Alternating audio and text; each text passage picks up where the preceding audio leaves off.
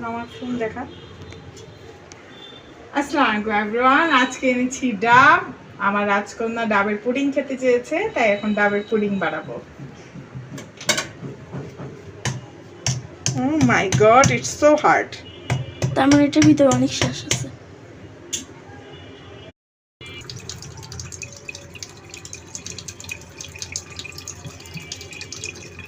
নারকেল থেকে ডাব থেকে পানিগুলো বের করে নিচ্ছি ছাঁকনি দিয়ে।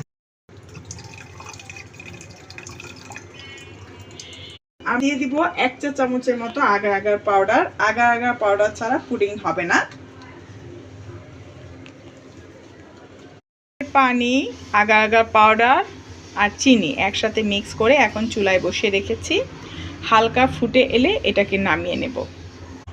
এখন এটা গরম আছে, এটা আমরা ঢেলে দিব। ঠান্ডা হওয়া পর্যন্ত ওয়েট করব। এখন আমরা পুডিংয়ের উপরে দুধ দিব। আমাদের হবে দুধ পুডিং, এই জন্য আমরা নিচ্ছি 1 চা চামচ দুধ।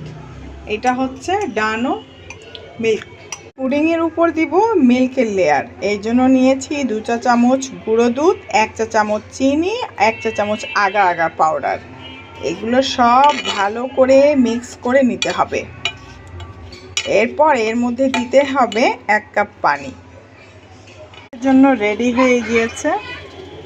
এটা একটু গরম, হালকা ঠান্ডা হয়ে আসলেই ঢেলে দেব। আচ্ছা, এটার উপরে আমরা দিয়ে দিচ্ছি মিল্ক পুডিং। গরম ধরতেছে।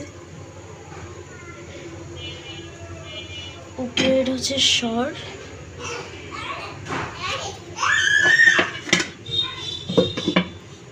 এটার উপরে দিয়ে দিব এটা জমার পর দাও তো, নারকেল। জমার পর দাও।